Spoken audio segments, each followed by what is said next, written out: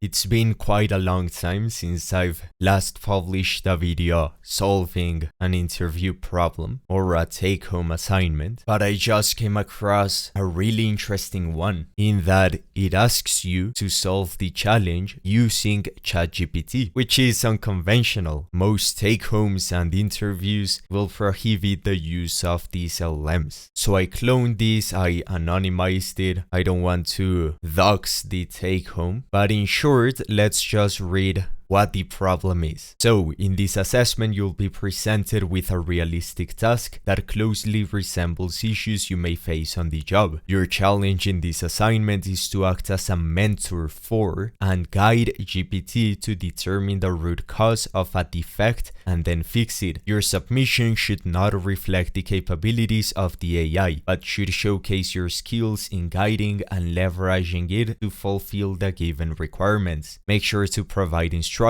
and context, blah blah blah, ensuring that the solution generated is something you're comfortable attaching your name to. So this is a full stack TypeScript application which consists of a Nest.js backend and an Angular frontend. Now I've not used Angular, so this will be quite new to me. So let's see if with the power of ChatGPT I can solve this take home. Now, assessment steps: start the code in Gitpod, use the GPT interface linked in the, and I redacted this, assessment to determine the root cause of each problem. Imagine that GPT is a junior, pass instructions, we have included built-in prompts, and so on, and then perform the necessary code adjustments to fix the defect based on the GPT's answers, and then submit your work. So let's run this locally. So we need a Docker, we need Node.js, and a code editor, of course. So we can run yarn install.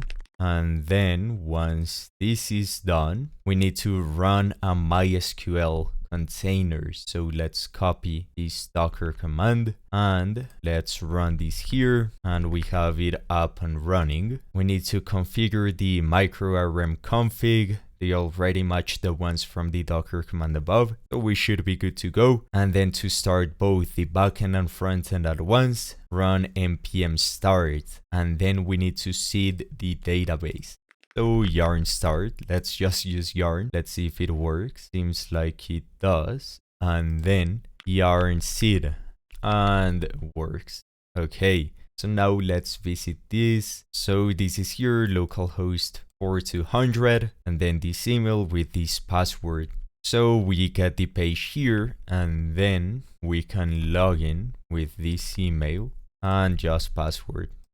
Okay, and we're good to go. Seems like we can interact with everything. We can come here to roster settings, my profile. So it seems like a pretty basic fraud application. So we get posts, like if these were Quora or Reddit, and we can create posts. Not sure what this roster is to do. That's great. We have some settings. So yeah, your usual application. So let's see what the problem is. So here, not in the README, but in local, we have the assessment steps. So use the GPT interface, perform the code adjustments. We have the summary. So this is the defect. Tags are broken when a new post is created. So summary: as a user, I want to tag articles such that readers can find my articles more easily. The current behavior is when creating a new article. So here, when doing a new post, I guess, we get the tags being broken up into individual characters on the post view page. Then new tags are not shown on the home page under popular tags, even after a page refresh. And the expected behavior is enter tags in a comma-separated list. The values are split by commas and trimmed, so that's important. And then any tags that do not exist yet from the list are visible on the home page, so after refreshing. So basically adding the tags. So let's say, let's come here to the application. So we have these tags and all these posts. Okay, not the best CSS, but we have the tags here. So coding, JavaScript, coding, Angular. And then we have all of the popular tags. So we have coding, JavaScript, Angular, and React. And what I guess the problem is, we need to type out the tags here. And then when we create the post, let's say we enter one as a tag, well, it should show here after refreshing the page. So I guess, updating the database or the cache, whatever it is using, to reflect the new tags, but only if they do not exist yet, which seems quite rudimentary for a basic CRUD application. But well, in a real world production application, it has some nuances, such as ensuring that there are no collisions, no race conditions, adding some constraints in the database. Not as straightforward, but well, this is a take-home assignment. And that's it, right? So acceptance test. Given that you log in with a user and that there is no testing tag yet, when you create a new article with the following tags, so coding and testing, and you refresh the page and open the global feed, then both tags are visible for your post and in the popular tag section. If I come here to new post, then do test and then create the article, and then come here over to home, and then it should be here. We should get coding and test or testing. And then if I refresh the page, it should show coding still here, not duplicated, and then testing as the other tag. Seems easy enough, but let's take a look at the code. So I've used Nest.js before, and if you have followed my channel, I've made some videos on it, so I'm familiar with the controllers, the modules, the services, but well, I don't have any idea about Angular, just the surface. I know that people refer to it as the Nest.js but for frontend. So we have components, we have the CSS, HTML, all separate, and the logic is the TypeScript file, which seems like it follows this same convention as Nest.js, using decorators everywhere. Okay, so the first thing that I'm going to do is do a search everywhere. So I want to know where this component lives. So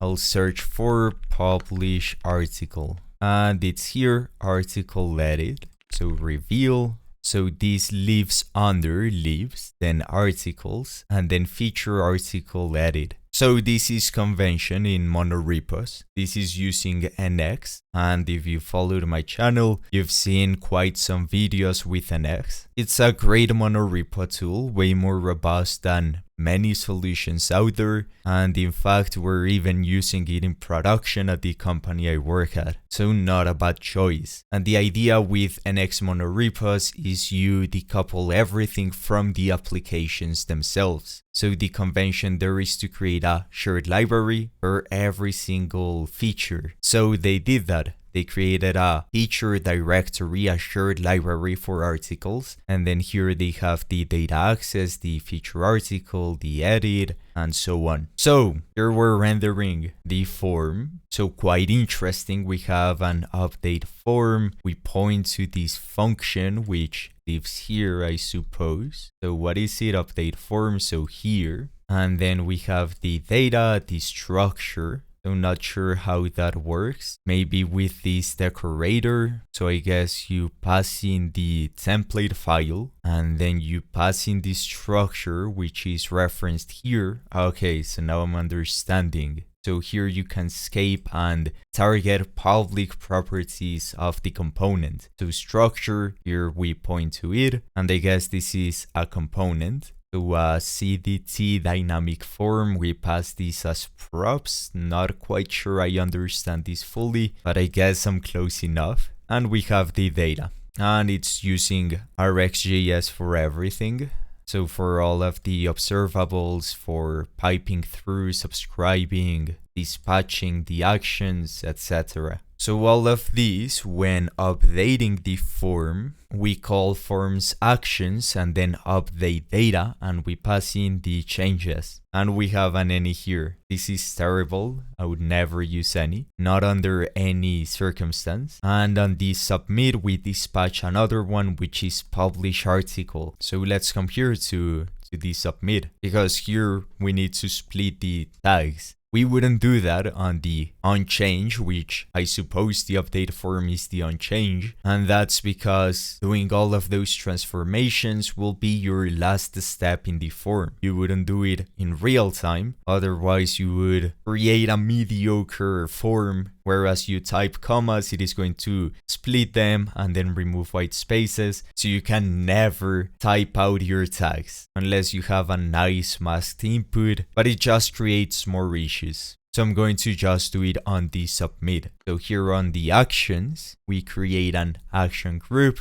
and we define the events here for publishing an article and the success. Now that's one of the main things that I dislike about this pattern, and that is you have these actions, you have the effects, you have the ones who trigger the actions. It's just way harder to know where things are happening. If you were to translate this over to React or to Vue or to Svelte, this would be really straightforward. You wouldn't need to look at every single file to find out what is consuming what. So since this is an action, well, it needs an effect. So I guess here, if I reference this, we have the effects. Here we have the reducer and, well, the component that is targeting these actions. So here in the effect, we have the publish article effect. And this one creates an effect, injects the actions, the service, the store, the router. So here is where we navigate over to the article. So when we create an article, notice how we're navigating over to article, and then we create a path with this log. So this is a tab. Doesn't modify the channel, while map modifies the channel. We have catch error.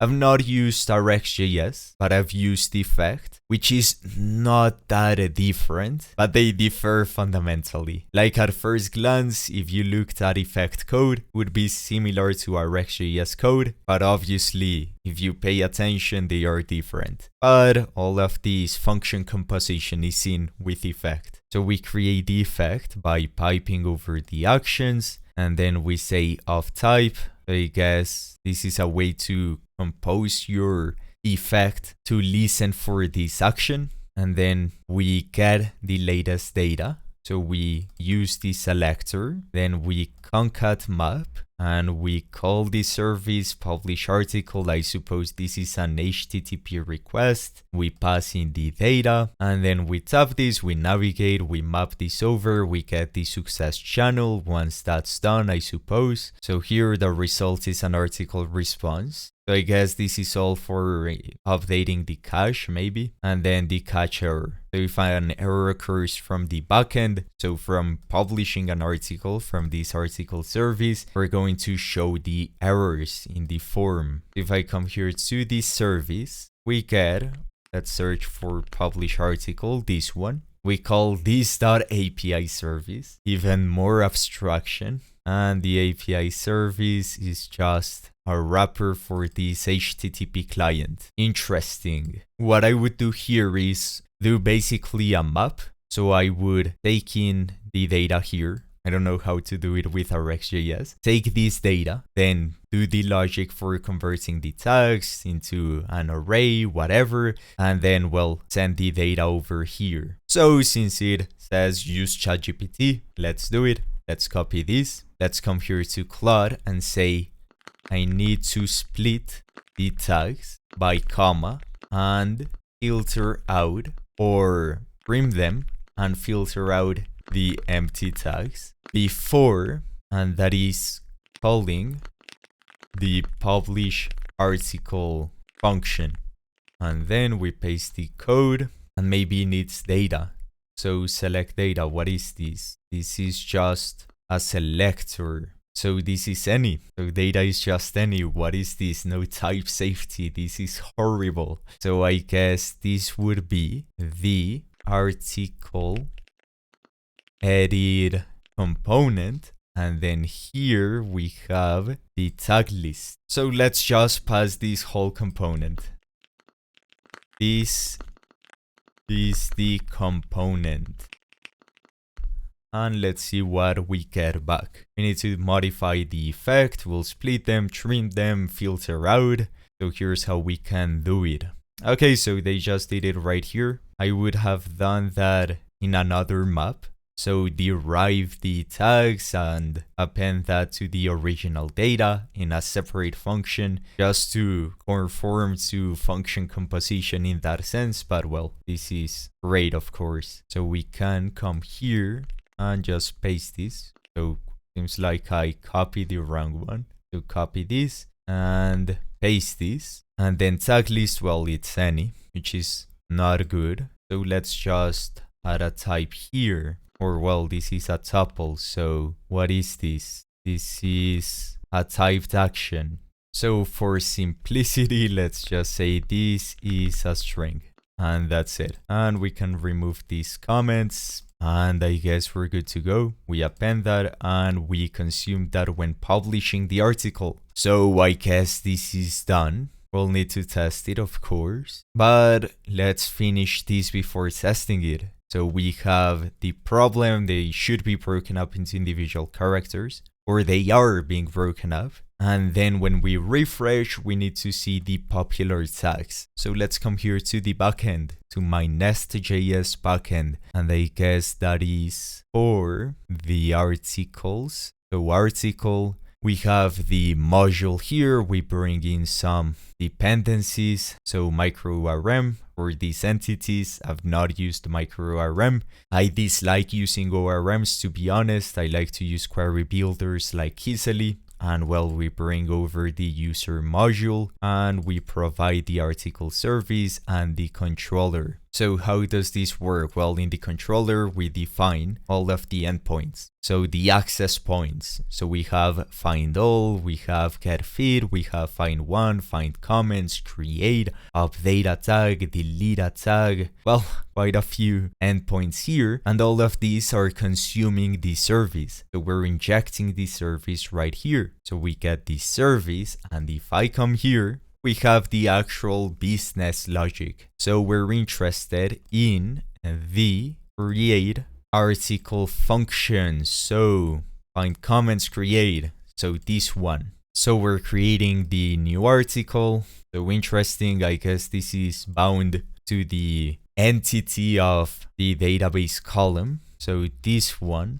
Okay, so it's an entity article. We define the primary key, the properties. And then here in the constructor, we have some logic. Okay, so this is all just inherently encapsulated for you within the same entity. So there's no need to have an extra repository layer for this. You can define that logic within the constructor. Seems good enough. And then we push the tag list. So we spread over the tag list, which is an array of strings. And they define this DTO. And then they add the articles to the user, and then they flush this. So all of these changes were queued up, and this synchronizes the in-memory state with the database. Not a fan of that either. And it returns the article and calls to JSON and passes in the user. So here, what we need to do is take the tag list and add it to the tags database. So there should be, well, I don't know how micro-ORM works. There should be a way to visualize the database, right? So migrations here. So we create table user, we create user to follower. Let's search for tag. So here, create table tag has an ID, which is an integer, auto increment, and primary key. And then the tag itself, which is just a variable character of 255 and cannot be null. So I guess we need to call this, so we need to modify the table to include the new tags while ensuring that they are not duplicated, of course. So we can come here and we should be able to do new tag. So tag, I guess we need to import this entity. Are we bringing anything of the articles? Inject repository. I guess we need to do this. I'm not entirely sure. If I come here to the module, we must bring tag here. So let's just do that from tag entity. And what is this? So why are we bringing the repository? So let's see if there's a repository for tag, or what is this, just entity repository. So this is like created from micro-rm and then it passes in the type. Okay, so there is no actual need to create repositories per se. You can just use micro-rm for everything. So let's come here and let's just copy this whole file. And then we can say we need to add the tags that do not exist in the database when an article is created. This comes as, and then this is a tag list, which is just an array of string. So the articles come in the following struct. We need to ensure that there are no dupes. We need to ensure the duplication, but also that should be added to the database. So we would need to add a unique constraint. And aside from that, we need to say we make sure to batch the creation of the tags so that it is efficient. We don't need a for loop with maybe 10 tags and one by one it is going to be added to the database. So let's see what we get back. So it seems like we need to inject the repository, and so let's copy this, come here, paste it here, import tag, and then let's copy this right here, paste it here, and seems like, well, it doesn't have any information on the actual structure, so this is tag.tag, I suppose, and this would be new tag with what? So what is the idea here? What is it passing in? Is it an object? Expected 0 arguments?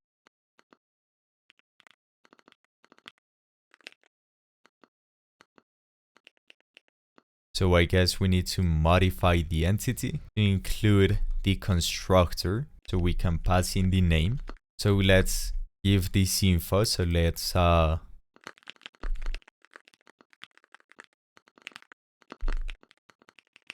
let's copy this once again, come here, and let's replace this, and now it works. So creates the new tag, assigns the tag to be tag, and returns the new tag. And then it assigns all tag names to the article's tag list, and then flushes this. So pretty rudimentary. Uses a set to ensure that there are no duplicated tags, and I guess we're good to go.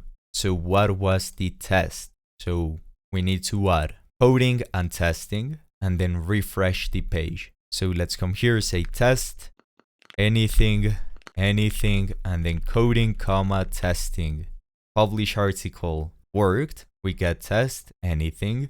And if I come back here, as we can see, we get testing here, so it worked.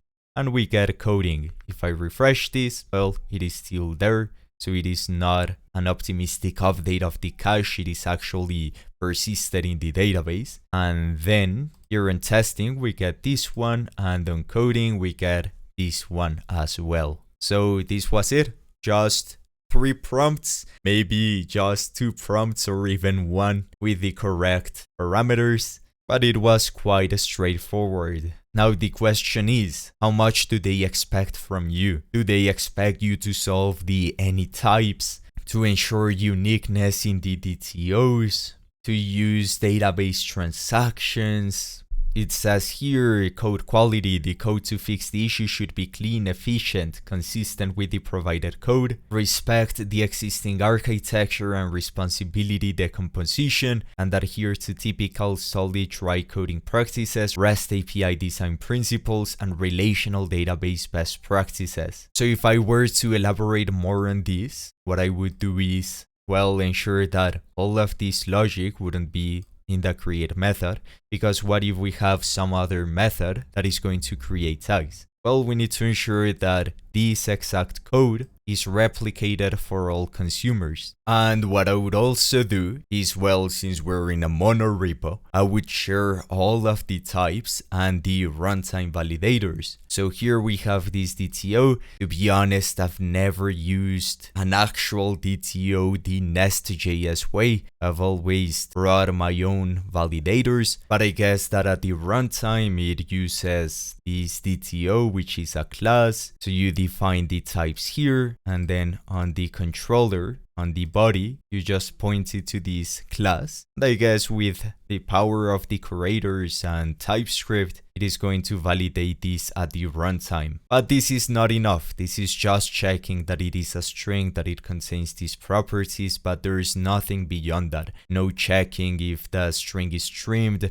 not checking if it's an integer, because if you were to say just a number, then you could pass in any number, and a plethora of other issues that these DTOs do not cover. So what I would do is come here over to the libraries, and I would create a DTO shared library, and then here I would create these schemas. So I would have create article DTO is equal to, and then here schema, and then this is a structure, and then I would say title and description, body, tag list is an array of strings. I would even include the transformation here. So a type schema of an array of just trimmed strings. So this is in fact just a string. And then here I would have the decode. I would split it, filter it out and whatnot.